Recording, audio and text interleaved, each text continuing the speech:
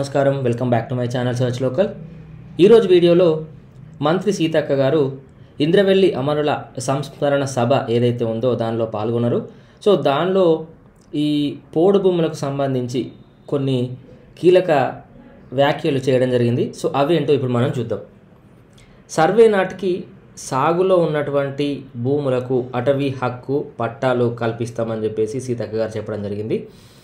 రాష్ట్రంలో గతంలో ఏజెన్సీ పోడు భూముల సర్వే నిర్వహించిన సమయానికి ఏవైతే భూములు సాగులో ఉన్నాయో వాటికి అటవీ హక్కు కల్పిస్తామని, సర్వే జరగనటువంటి భూములు ఏవైతే ఉన్నాయో వాటికి రీసర్వే చేయిస్తామని మంత్రి సీతక్క గారు వెల్లడించారు.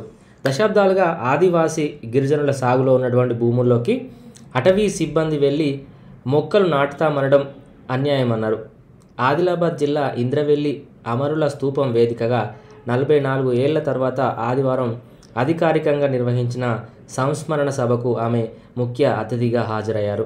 1980 ఏప్రిల్ 20న స్తూపం వద్ద జరిగిన పోలీసు కాల్పుల్లో మరణించినటువంటి ఆదివాసీ అమరులకు ఆదిలాబాద్ ఎంపీ గోడం నగేష్, ఎమ్మెల్యేలు వెడ్మ బొజ్జు, ప్రేమ్ సాగర్ రావు, ఎమ్మెల్సీ దండె విఠల్తో కలిసి నివాళులు అర్పించారు సీతక్క గారు. అనంతరం వెడమ బొజ్జు అధ్యక్షతన జరిగినటువంటి బహిరంగ సభలో సీతక్క గారు మాట్లాడారు.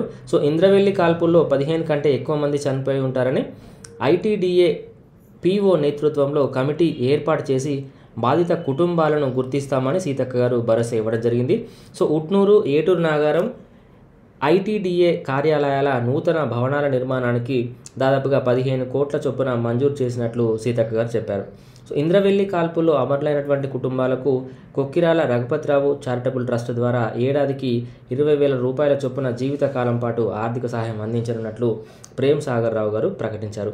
సభలో కేంద్ర మంత్రి వేణుగోపాలాచారి, మాజీ ఎంపీ సోయం బాపురావు, మాజీ MLA Athram Sakku, Utnoor ITDO PO Khushboo Gupta, DFO Prashant Kumar, SP Akhil Mahajan, Adivasi నేతలు, అధికారులు పాల్గొన్నారు. అనంతరం ఇంద్రవెల్లి కాల్పుల్లో మరణించినటువంటి 4 కుటుంబాలకు 3 ట్రాక్టర్లు, 1 బొలెరో వాహనాన్ని అందజేశారు. జిల్లాలోని మహిళా సంఘాల సభ్యులకు 1,59,00,000 వడ్డీ లేని రుణాల చెక్కులను అందజేశారు. అనంతరం గిరిజన యువతకు ఏర్పాటు చేసినటువంటి వాహన డ్రైవింగ్ శిక్షణను మంత్రి ప్రారంభించారు.